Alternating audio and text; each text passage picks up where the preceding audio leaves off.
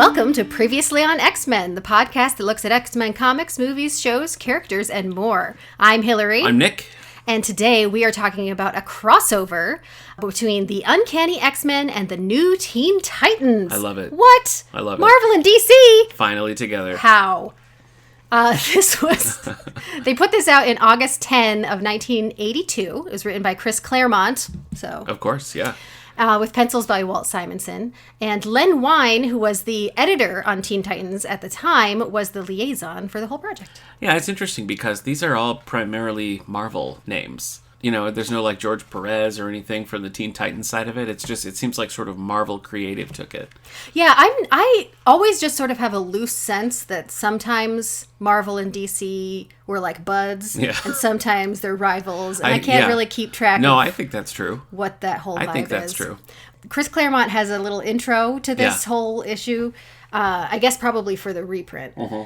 And talks about how, like, they were just hanging out and we're just sort of like, what if we did this? Yeah. And then they had a little crossover. Yeah. Well, it's interesting because there's a lot of, like, this, then this kind of connections here because early X-Men stuff, there was a lot of, like, well, this is just DC's Doom Patrol done better. And then when the new Teen Titans were sort of rebooted, they were like, well, this is just a riff on the X-Men, you know, and so now it's all kind of coming together. And the Fourth World, which deals a lot with this dark side and the parademons and everything, was created by Jack Kirby, who, of course, co-created the X-Men. And Darkseid and the Fourth World and all that was intended to be a Marvel story. It was intended to be like a Thor Ragnarok story. Oh, really? And when he parted with Marvel, he just kind of rebranded it and made it Darkseid for DC. So this is sort of like seeing Marvel characters interact with the Fourth World was sort of how it was originally envisioned by Jack Kirby. So there's a lot of... Well, that's wild. Yeah, a lot of weird little things here. Wow. You know? And you got Chris Claremont writing another Dark Phoenix saga, which is wild. So yeah, just gotta get Dark Phoenix in there. A lot of stuff going on. Just one more time. I had read that they were intending on making another crossover because this was pretty well received, but it just never happened. And it's interesting as a crossover because, like, they don't really give you anything about why this is happening or how they're together, you know? It's like, I was waiting for there to be like, oh, it's a multiverse, or like, oh, where these people, something like some inciting thing to get them together. Yeah, I know, and they just don't give it to you. Years ago, Eric and I had interviewed Elliot S. Maggin, and we were talking about some of these crossovers because he'd worked for both Marvel and DC, and by this point you had Amazing Spider-Man versus Superman, a sequel to that, and a Batman Hulk, which was his own thing, but Elliot was saying he thought it was really irritating that they didn't spend any time explaining how these things happened. You know, some cataclysm bringing them together and suddenly they're temporarily in the same world. Yeah. Instead, you're just kind of tossed in with Metron, who's like a Kirby-era scientist who's like, you know, the ends justify the means. Like, he'll go along with anything as long as he can sort of see the ends of these scientific endeavors. You have that, and you have him tapping into the source wall, which was this Kirby concept of, like, you know, the source of all things, and there's a wall where it just abruptly stops. But the weird thing is, this is the first time that you ever see the source wall. Oh, that's interesting.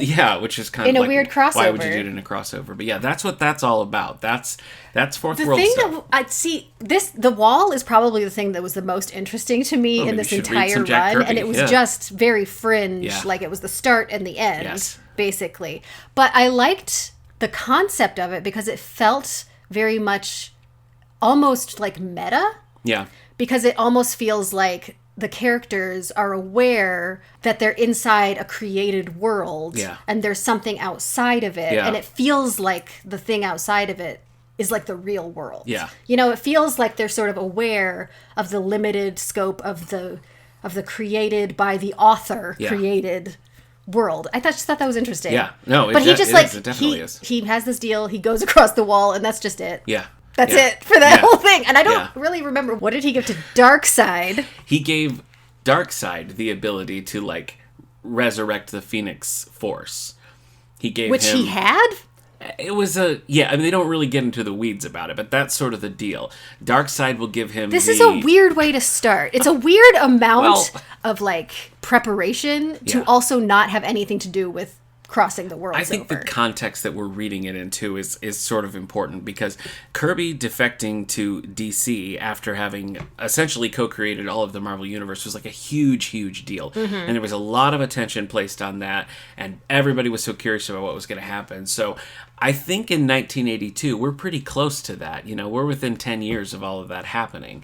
And I think that people reading this would have been a lot more familiar with the Fourth World than the average reader maybe today is. So me coming in with absolutely no right context for the Fourth World isn't the ideal scenario. Right. And I think, like, you know, Marvel working in Kirby's Fourth World would have just been a really interesting thing. Yeah, and so I think people would have been a little bit more in tune with it. Maybe not, but that's how I read it. And because I've read The Fourth World and I did a recent reread, so I was like, oh, right, Metron. You know? See, this is going to be interesting talking to you about this, because so much of it is just like out of left field for me, and you're like immersed. Well, so I had this, I have it collected in print. It's called Crossover Classics, and it has the Spider-Man, Superman, and it has Batman, Hulk as well. I just want to pause and say that you said Spider-Man. Go on. I did.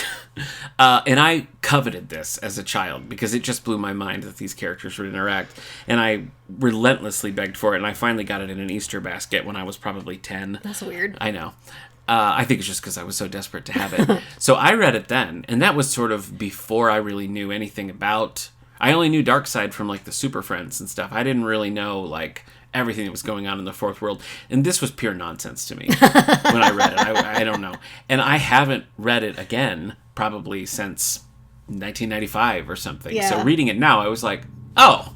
That's funny. Well, was it like when you read it the first time, it was nonsense, but like, did you read it with that like kid mindset of just like, tra-la-la, whatever? Yeah, I just rolled with it. I think just seeing, you know, seeing Cyclops and Robin, who were like two of my favorite characters then, like Cyclops, chatting it up. Favorite character. Yeah. Dweeb. Sorry. Okay, so all of that is the context that I didn't have coming into this. Yeah. And basically all it is a crossover between the new Teen Titans, because they're slightly different, I guess, than the original Teen Titans. Yeah, well, they sort of went through a similar metamorphosis that the X-Men had done in Giant Size, which you and Eric covered forever ago, when you have... Really, Cyclops is the lone holdover, and you're introduced to characters like Nightcrawler and Wolverine and Storm. The cool ones. Yeah, as part of the X-Men team, you know, bringing all these together. That was in 1975. And the new Teen Titans in 1980, they were like, well, that's working for the X-Men, so let's do it. And so, largely, you just keep Robin. We do have... some of the, like, Kid Flash and Wonder Girl, who were from the original era of the Teen Titans, are sort of in this, but not really. But they had a whole new revamp where it was like, well, just keep Robin, and it's not long before he switches to Nightwing in the Judas Contract. And you're introduced to Starfire and Cyborg and Raven. And Beast Boy had kind of been around as Changeling or Garfield Logan, but he's sort of pulled into the Teen Titans. So it's really like the new, cool, hip reboots of both of these characters teaming up. That was cool for me because those are, I mean, like, those are the Teen Titans that everybody knows. But, like, I only know those, and basically just from the Teen Titans WB show. Good. WB? So good. I think that's how it started, yeah. Like, before Go, and just like that kind of, like, vaguely dark, like, slightly darker, not really. Yeah.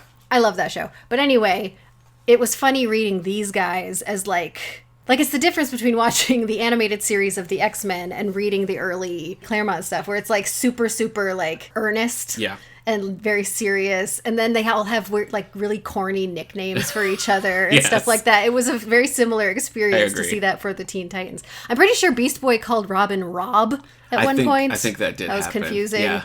Anyway, so it's a crossover with this remixed Teen Titans and the Uncanny X-Men. And again, they're just thrown together as if it's completely normal. Yeah, sometimes they run into each other at the grocery store and stuff. No big deal. Just like regular stuff. Yeah. But I guess they do sort of have misconceptions about each other for a little while, and those get resolved throughout the thing. One of the Teen Titans calls them muties at one point. Yeah. That was kind of shocking. Yeah. Maybe at the time that hadn't been established as a racial slur. Yeah. But that's fine. Yeah. So it starts with Metron making his deal with Darkseid, and Metron disappears behind the wall, and Darkseid, it starts his plot to resurrect the Dark Phoenix. Yes. And what the plot appears to be is that he goes to various places in the world where some heightened emotional or, action-y event happened for Phoenix. In regards to Phoenix, yes. And sort of like gathering the energy from those areas to recreate Dark Phoenix. Because he basically, he's always trying to sort of like enslave Earth and bring Earth under his domain. So he wants to basically make Earth a second apocalypse, which is, kind of a play on the Is the his regular apocalypse not doing it for him? No, he needs more. He needs more. He's Yeah. just a classic Napoleon, just taking things over. Yes. Okay. The title of this is called Apocalypse Now, which is, of course, a play on the like movie. the movie. But also he's wanting to make Earth a new apocalypse. Now. So the prologue is basically just the two of them making their deal. And once they each have their thing, Darkseid kind of returns, but Metron sort of disappears, but we see the chair sort of adrift, and we're like, Yeah, was he in the chair and then he left it to go behind the wall? Well, Darkseid gave him sort of a helmet thing, and I think when he used the helmet, he maybe vanished, and the chair was just sort of collateral damage. Yes. This matters later on. So we get to the X-Mansion. Yeah, and when we see each team, we get a little bit of like, here's who this is, just in case, Yeah, like for the readers of the other side who can't. Yeah, they're in the danger room, they're doing some stuff. Professor sort of falls asleep. And this seems to happen quite a lot throughout this run. And it's funny because it seems like it's just for the sake of this story. Yeah. Because there's not really like a reason. Yeah. It just keeps being like oh boy, Professor X sure has been working hard. Yeah. So I guess he's asleep now. That happens like 3 times. So we see a shadowy Darkseid taking memories of Phoenix. And it first starts with Professor X, and then we go through all the X-Men individually, getting their memories absorbed. I have to stop you already, because is this a thing that Darkseid does? Just haunts This people? seemed odd to me. I didn't, but I think this is the part. I think he's using the Metron power to just sneak around? To be taking their... I guess, okay, so I don't know Darkseid very well. Like, I basically know that there are parademons. Okay. I know they exist. Yes. That's like all I know. We see some in here. That's like all I know. Yeah. But I always imagined him as a corollary for Apocalypse from the X-Men, where he's just sort of like a grand villain.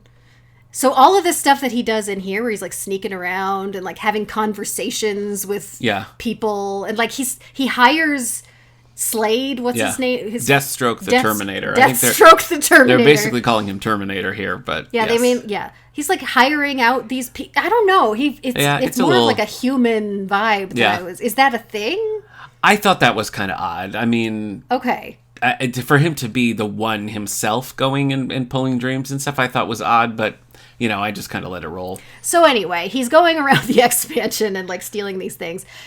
At one point, he goes to Kitty and tries to take her memories, but she wakes up and she sees him. Yes. And he has this whole thing about how adults can't see him, but children can. Is that a thing? I don't know what that was all about. I don't know. Is it not meant to be actually Darkseid? Like, is he sending some minion? I mean, maybe. No, it's not a minion. It's him. Okay. It's definitely him, but maybe it's like a some sort astral projection. Yeah, maybe. I don't know, but it is weird. It's like a lot of like very specific exposition that seems to make no sense. Yeah, that's true. But so that's what he's doing. He's absorbing the energy from where Phoenix used to be, and he's absorbing memories of Phoenix to somehow, with this helmet that Metron gave him, reconstruct an entity of Phoenix. Yeah. That he can use to dominate the Earth, I guess? Yes. We got that? Yes. Okay. Cyclops has kind of a moment where he has this vision, but he actually sees, like, Jean, and she's saying, Scott, help me! And she, like, sort of morphs into him, and he freaks out. So he sees an actual, like, physical representation of Jean. Yes. And that's kind of unusual. We don't really see anything else like that in this, and it's kind of important for later. Okay. Then we're over at Titan's Tower. And we have Raven. She senses the Phoenix Force. In an intense way, yes. Well, she's dreaming. Mm-hmm. This really leans into her empathic side and stuff like that with Raven. And so she shares this big vision that she had with Starfire, who we may know is an alien. Yeah. And as an alien, is familiar with the Phoenix Force. Yes. Well, and Beast Boy comes in hearing what's going on, and he hears the word Phoenix, and he turns into one, and Starfire's like, ah! Yeah, she and like goes to attack him. Yeah. So she's got like this really visceral reaction to the concept of the Phoenix Force. So we're basically have what we had with the X-Men, where we're introduced individually to all of the Teen Titans. Starfire kind of sounds the alarm and is like, hey, something crazy is going on here. Everybody needs to get back. So we see them sort of one by one, Cyborg, Kid Flash, Donna Troy as Wonder Girl. And everybody comes up, but Robin is not there, and they don't know where he is. So Robin is on a mission. He is fighting with a parademon. Yes. And then it turns out that Deathstroke, the Terminator, yeah. who they call the Terminator most of the time in this, I feel like it progressed throughout the years to go from the Terminator to just Deathstroke and then just Slade, because both of those names are insane. And Slade is a really cool name. But he's a common villain for the Titans. Yeah, which is clever because this is really early in his appearances. Like, he's sort of one of the primary villains here, and he's only had a handful of appearances before this. So did they just, like, see the writing on the wall for him? It sort of feels like Claremont was like, oh, this is a cool character. Yeah. You know, and used it, and it was, you know, prescient. It was smart. Yeah. So Slade is sort of, like, in charge of the parademons. Yeah. And then we find out, I think just in little bubbles, because you hear his thoughts a lot, that he's a mercenary, and he's been hired by Darkseid. He takes out Robin. Yeah, he does. Like, kicks him right in the head, and Robin's down. Yeah, Robin's just out. Meanwhile, the X-Men have gone to poor Jean's parents, bereaved parents. Yes. And gather in their living room and talk to them about this Phoenix situation. Because the parents have also had a vision of Phoenix, like, asking for help or warning them. Yeah. So they're sort of like, something's going on. We got to figure this out. So it seems like the spirit of Jean or something seems to be aware that someone is trying to gather together stuff for the Phoenix. It's a whole thing. So here's where the Teen Titans finally find Robin and they converge.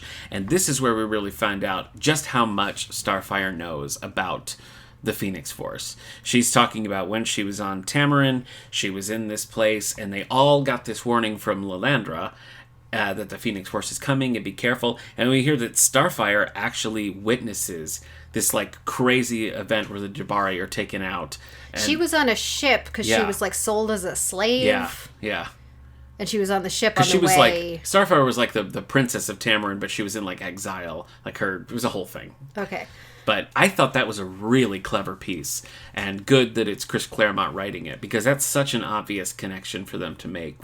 With her being sort of the only, like, space person. Yes. Yeah. That she knows Phoenix from actually seeing it happen. And it feels really important, too, because her having that monumental experience and that strong negative emotion attached to it really helps, because you have a pretty long time where the X-Men and the Teen Titans have kind of a contentious relationship here. Basically, the Teen Titans are treating the X-Men like criminals because Starfire keeps telling them that, like, it's not possible for them to be aligned with someone like the Phoenix and not be evil. Yeah. And I feel like that's really helpful story-wise. It is. Like, keep that going through. I just want to pause for a second here because we keep calling her Starfire, and that is her code name. Yes. But most of the time in this, they refer to her by her given name, Coriander. Yeah. I don't like that name. You're not a fan? It's a spice.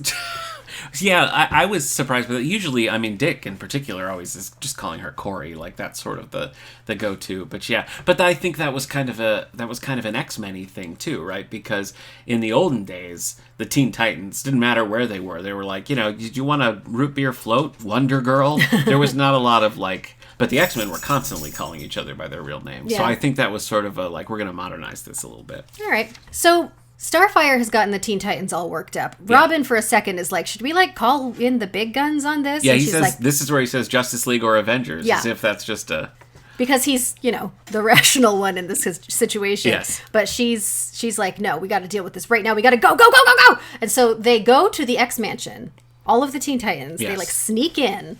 And they're trying to find Jean? Are they looking for Jean? I think that's the plan. Yeah, they're trying to... Because they don't know the whole story. They don't know that, like, the Phoenix is gone and all this stuff. So they're trying to find it and deal with this whole situation. I think the professor is asleep again at this point. because he works so hard. Yeah, he does. While they're there, they don't attack the X-Men because the X-Men are gone. Right. But at the same time as they're infiltrating the X-Mansion, Darkseid's people are infiltrating the X-Mansion looking for the X-Men. Right. And so they find the Teen Titans in the X-Mansion and are Professor X. With Professor X. Yes. And they're like, okay, so these are the X-Men. Yeah. They don't really correlate super well, but like that guy turns into animals, that feels mutanty. Yeah, well, at they one think point that Starfire is Jean. Yes, which Professor X did at first too. When they do with the imagery when she first rolls in. I mean, he really thinks he's being attacked by the Phoenix Force, and then he's like, "Oh, I see what it is." But one of the guys, Parademon, I guess, is like he sees Kid Flash, and he's like, well, "I don't remember there being a fast one." Whatever. Yeah, so they just like scoop them all up. Yeah. And take them. Yeah. Why they want the X-Men? I guess it's just for their memories. They basically just want to like milk them of any residual. Sorry, I said milk. Phoenix Force. Okay, so they capture them. The X-Men aren't there. Yeah. The X-Men are. Where are they? That they go? Let me read you the exact panel. Morning on a remote butte in New Mexico, where long ago, in gentler, happier days, Scott Summers and Jean Grey consummated their love. Oh, I remember that. Holy crap. Yeah, so they're going to Scott and Jean's like sex dungeon because they're trying to love dungeon. Sorry, no, it's specifically about consummation, so it is in fact point of order. But so they're going to places with like high ratings of like gene energy. Ecstasy, would you say? Would you say? I will now. Terrible. Anyway, so they're going there, and why are the X-Men there? Because the X-Men are predicting where Darkseid's gonna go next. Yes. Yeah. And so they figure out Sex Dungeon, probably the place is next. Probably. So they go there, they catch Slade. But it's a cool moment because Slade is just like by himself and he hears somebody behind him be like, "Hey, you got a light." And Slade is like first very impressed that someone could sneak up on him. And then he and Wolverine like get into it. And that kind of remains throughout the rest of it, that Slade and Wolverine have this. They have chemistry. They got chemistry. You know? I like it, too, because Slade says to Wolverine, he's like, you would have had me if you didn't have that cocky little Yeah, he's like, you could have just hit me and it would have been fine, but... Now the X-Men and Slade are at the place where Darkseid has set up his whole situation to absorb the Phoenix residual energy. Yeah, it says they are using siphons to absorb Phoenix's residual psychic energy wherever she used her powers. It's like siphon. Yeah. But with siphon. Yeah. Clever. Yeah. So at this point, the parademons roll in on them, and they have a gun that makes fear happen. Right. So we get our classic storm claustrophobia. Man. Yeah. Although I do like this because it stimulates her claustrophobia. Classic. Yeah. But then a little bit later, she's still affected by it, and Cyclops asks her if she's okay, or if she's like, are you afraid? And she's like, yes, I am afraid, but I'm dealing with it. Yeah. And she just keeps functioning despite it, which I think was pretty cool. It's a nice change. There's a whole big fight. Parademon, Slade, X-Men, everybody going nuts. Slade takes out Colossus, which doesn't seem super likely. Well, it's just Colossus is like sort of on the edge of this little cliff here, and he's about ready to fight Slade, and Slade just kind of trips him and sends him over the edge. But he's just like, it's fine. So, despite the fact that Darkseid and them captured the Teen Titans and not the X-Men, they do manage to get the X-Men because they have come to this facility, and there's a boom tube, which is a DC thing, that transports them from that to the wall from the beginning. Yeah. And it's a splash page when you see the wall, and it's a big thing. And you can see that they tried their darndest to make it Kirby-esque, and I'm going to say that they failed. Well, I definitely see that that's what they're trying for, but it's not really interesting. No, it's not. Like, there's nothing grabbing about it. No, you need heavy lines. You need more like Kirby orbs. It's like you can see it in the color and just like how big everything is, but it's not. It's not right, I'm going to say. Yeah. Well, they tried. They did. The barrier has been breached. Yeah. I guess like things are leaking through from It's a little chaotic, and this was kind of what Metron wanted to see, what would happen if it's breached. Okay. The Teen Titans were captured first. They're already there with Darkseid. Yeah. Slade arrives with the X-Men. Yeah, he's like, look what I got. They're just chasing him, basically, but, this is what he wanted. He has bell-bottoms. I just have to say it. He has enormous orange bell-bottoms. Yeah.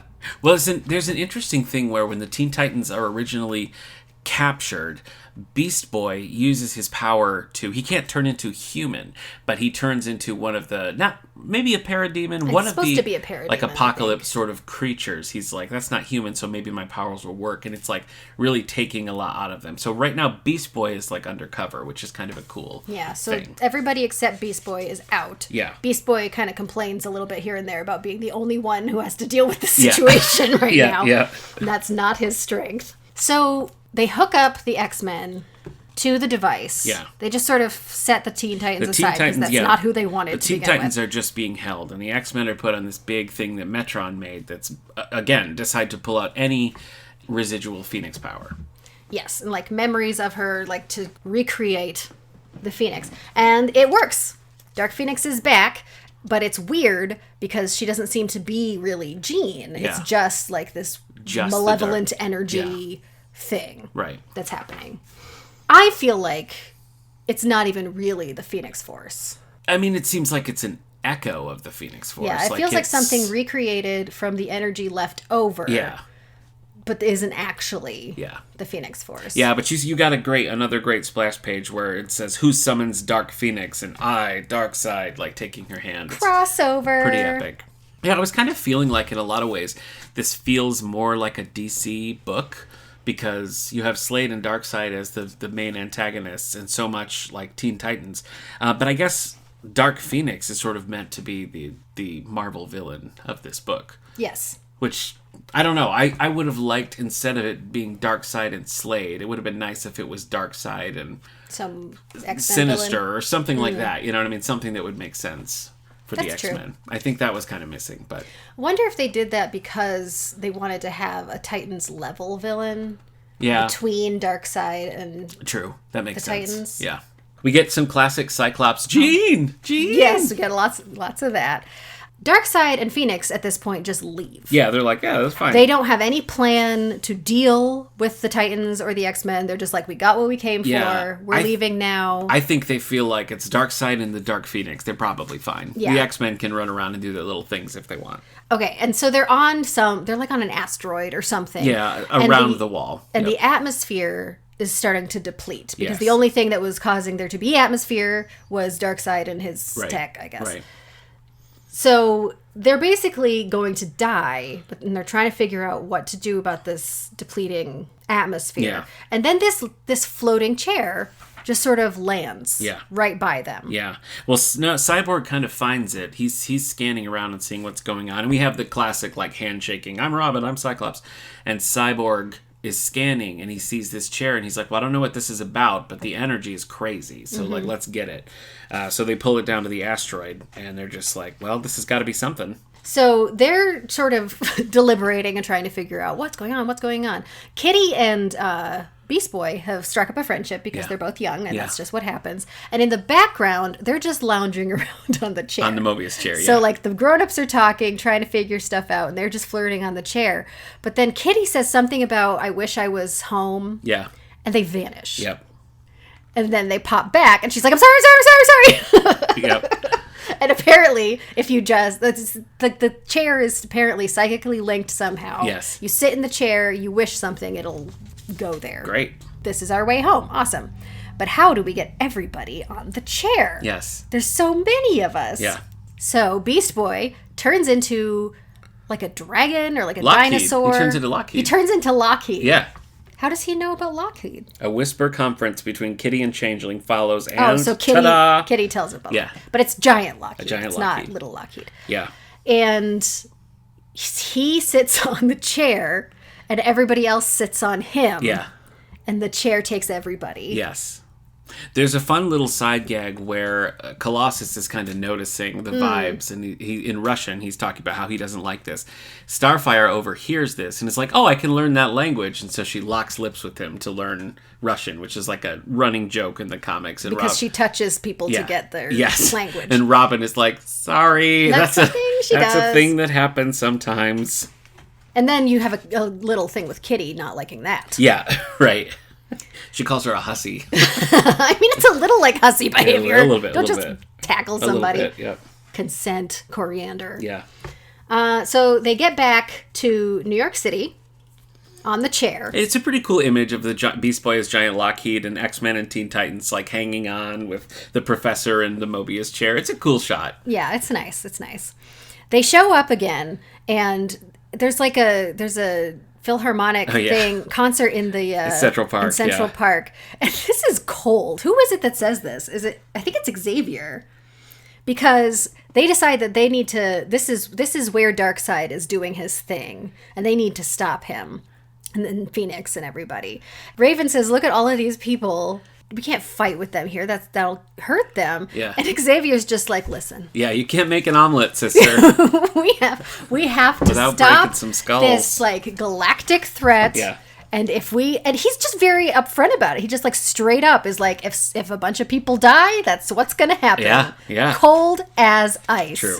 Also, that doesn't happen. So why are we having this conversation? Well, because it plays in as a gag later. Okay. All right. Well, we just get to see him be very cold about this. But they detect the energy, I guess, like under the ground. Yeah. So under Central Park. Yeah. And this is where we have like kind of some groups breaking up, and there's like a neat little like conference with Robin, Storm, and Cyclops being like, okay, we got to think our way out of this. Mm-hmm. So it's like the respective leaders from the two groups sitting down, which, you know, as a Robin fan, I think Robin maybe comes out the best in this. I feel like other than being beaten by Slade, like he's the clever one, like he's the one figuring stuff out. If you're looking at like who's like seeming like a good, strong person. Yeah. Yes. He is buried quite a bit, I think, as a character. Yes, he is. Well, I feel like everybody is a little buried as a character in this. I don't know why Wonder Girl and Kid Flash are even in it. Because they're definitely there. And, well, Wonder Girl has kind of a power moment, but it's just like an aside. Yeah, it's just with so many characters, like there's a couple that you could easily filter out and it would be fine. But so they attack the lair. Xavier and Raven are doing their kind of psychic thing, because Raven has her empathic ability, and Xavier is bolstering it, sort of, or directing it somehow against the Phoenix. Mm-hmm. Kitty and Beast Boy are together. Wolverine fights with Slade. Raven's kind of freaked out about interacting with the Phoenix, because when she first does, it pulls her towards that dark, which she's always sort of like afraid of, you know, so she doesn't really want to do that. And Xavier is sort of like, well, you know, it's a team up. Let's do it. Yeah.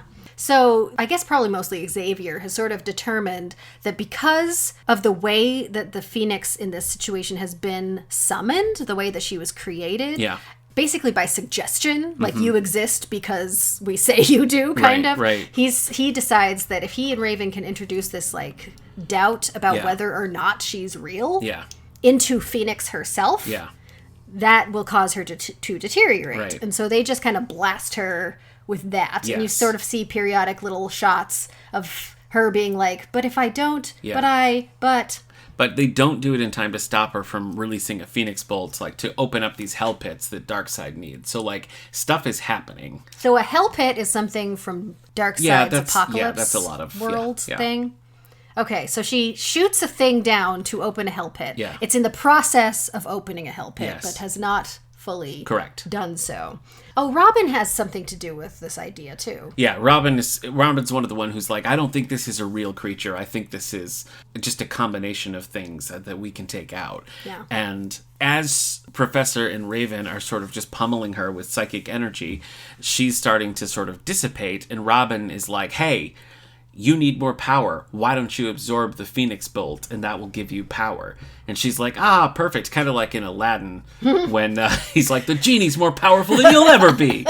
That was really good. Similar concept. So he gets her to stop the bolt that she sent before it can cause the hell pit. Yes. She absorbs it. Darkseid's like, no!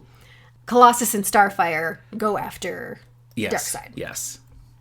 So even though Phoenix gets an influx of power again, it's still not enough to keep her going. And then who is it? Darkseid who tells her? Someone tells her, well, okay, you need to take a physical body. Yeah. Because she's finally, like, she's completely losing it. So she's like, okay, I'm going to take Cyclops' body, probably because they have that connection. Yeah. And it backfires entirely. Right. Because now she's in his body and like he's a part of her, and so he can sort of direct what she feels about things, yes. and like remind her of their love and all that kind of stuff. So he turns his blasts, his eye blasts, and the Phoenix power on Darkseid. Yeah. Not good No. for Darkseid. And so Darkseid basically vanishes, I assume, back to Apocalypse, and the Phoenix Force, or whatever it was, the remnants of the Phoenix Force is released and is sucked back into the Source Wall, which seals it. So maybe, like, was her power from the Source Wall? Maybe. Like, he was forming power from the Source Wall into the Phoenix using the memories and stuff? And the big flash of the Phoenix coming is just as the concert in Central Park is ending, so people think it's like a fireworks show. And they're like, yay! They think it's great. Yeah. They have a lovely evening. Yes, they do. So now that's all done. The X-Men are just sort of left wondering what that gene premonition was, even. Yeah. And I don't think we ever find out. No, it's left dangling. I think you're meant to assume that it was probably Jean, but I think they didn't want to go on record as, like, it was definitely Jean who came back. Yeah, it's just sort of like a weird, like, I wonder. Yeah, so Storm kind of floats that idea, and Cyclops and Corey are like, uh-oh. Like, is she still in existence somewhere? Is there an element of her that remains? Yeah. And then we sort of end as we started. We get a little epilogue with Metron at the Source Wall. And he's like, great, well, now I know more about the Source Wall and the limits of the Source Wall, and screw Darkseid. Bye! I love ambiguous characters. Yeah, he's an interesting one. He and Sinister would get along. Yeah, true. I think. Yeah, or like the High Evolutionary. In some ways, he's kind of like the High Evolutionary. Well, what did you think? I didn't love it. It wasn't a slog. I think the things I didn't like about it are basically old comics. Okay. You know, just the kind of cheesiness, the haphazard, just like believe this because I said so kind of storytelling. Yeah. I feel like when you do a crossover like this, and maybe looking at it more through today's lens, I think you really have to lean into what do people want to see with these characters coming together. You know, like I recently read this one that was, don't judge me, that was Ninja Turtles and Power Rangers. And at one point, the Ninja Turtles get the power coins and like morph into like Ninja Turtle Power Rangers because that's what you want. Yeah. You know, and I feel like this held that back from us like every step of the way. Like, the Phoenix has to take a physical body. Yeah. Like, why didn't she take Raven? Why didn't she take Starfire? Yeah, that's true. The Phoenix taking Cyclops is like, yeah, okay. You know what I mean? Like, that happens all the time. Yeah. I feel like had it been Starfire... Yeah. Because they already put all those, like, similarities early on. Yeah, that's true. And Starfire already sort of has her own baggage with the Phoenix Force.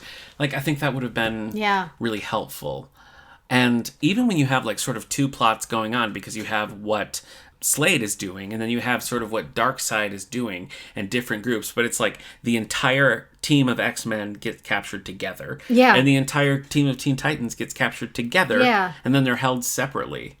Like, just... Yeah, eventually you get, like, toward the end, you get some of them kind of teaming up with each other, but not very much. It's never enough. No. And it's, like, a background kind of a thing. Well, yeah, like, maybe that is what was bothering me. Give me Colossus and Wonder Girl, like, going in as a powerhouse, like, being the muscle. You know what I mean? Because, like, how they didn't explain why they were in the same universe, but they also didn't, they didn't sell why this is a crossover. Right. Like, this could have just been a Teen Titans story. Yeah. Or an X-Men story with a different I think villain. The only taste you got of that was the Professor and Raven, like, joining their powers together. Yeah, was not even... That's just, like, a piece of what happened. Right. It wasn't, like, a climactic moment. Let me see Cyclops and Robin, like, kind of on a street-level thing, like, running. It's like you have these parallels, and we get a little bit with Beast Boy and Kitty Pryde, you know, like, it's there... But it's just not enough to satisfy as a crossover. Yeah. You know? And I guess that feels kind of... It makes sense to me for the way that this kind of thing seems like it tended to come about. Yeah. In the early days. Yeah. Where it was just... They were all writers and artists and stuff who all knew each other and worked with each other in various things. And they would just be like, wouldn't it be fun if... Yeah. Rather than, like, this is this is a moment. We're going to do this. It's interesting to compare it to the earlier Superman versus the Amazing Spider-Man, because in that, it's like Doc Ock and Lex Luthor end up together and hatch this scheme, and then Superman and Spider-Man are kind of pitted against each other until they figure it out. And meanwhile, like Lois and Mary Jane are working on something, so they're constantly... Well, that's an easier thing to do because it's not two teams of people. Yeah. You know, like if you're just doing Superman and Spider-Man, then they work together. Yeah. There's nothing else to do. But I still think when the characters were captured or when they're separated in any way, just mix it up. Yeah. You know? Yeah. So I feel like it works as sort of a Phoenix story or just as a Teen Titans story and drops the ball as a crossover. I agree. Okay. I agree. All right. I love a good crossover. You've read way more crossovers than me. I have read a lot. J.M. DeMatteis, who you and Eric interviewed on the show earlier, wrote one of the ones that comes after this, the Spider-Man-Batman crossover, which was pretty cool. So, yeah, I love a good crossover. And I love the Teen Titans, so it was kind of fun. Like, I totally get why they brought it together. And it's too bad the sequel never materialized, because I wonder if, like, having Chris Claremont write it and having it be a Phoenix story, just there was too much focus on that versus, like, let's really get in with these characters. Yeah. You know? So leaned into story and not character. That's what I like to see. Character is why you do crossovers. Exactly. Yeah. So, yeah. So, still fun. There's a funny quote from Gail Simone. It was like on social media. She said, "What's the best superhero comic ever, and why is it this?" It just has a picture of this crossover. And the cover... So she's a fan. The cover is great, though. It's like the cover does what the story never does. You know what I mean? Oh, it has them all mixed up. Yeah. They're all mixed up. Professor X is in the Mobius chair. You know, you have like Robin and Cyclops running at the forefront. You have the obvious pairings together. That's funny. I know this has a lot of fans, and I know it was generally considered to be the most successful of the crossovers that happened, you know, in the 70s, 80s. So we're wrong, is what you're saying. No, I mean, I stand by it. I think it does. I think it's the most cohesive story and the least satisfying melding of worlds. Yeah, that makes sense. It was fun to revisit. And it was fun for me to visit for the first time. Okay, good. I'm glad. So next time, we are back to the animated series. Yeah. Eric and I will talk about The Fifth Horseman and Jubilee's Fairy Tale Theater. And Eric has not seemed particularly enthusiastic about these, so I'm nervous, but we'll see. I'm excited to get to 97. We're on our way. Count We're me trucking. amongst your listeners who is anxiously awaiting the X-Men 97. We'll get there. All right. So thank you to Prophetic Music for our theme song. Previously on X-Men is brought to you by the Radio Meanwhile Network. Other shows on the network include This Centaurian Life, 90s Music Got Me Like, and 9021 Here We Go. Follow us on Facebook, and be sure to follow the network on Facebook, Instagram, and Threads for info on all of our shows. Please rate, subscribe, or share this show wherever you get your podcasts.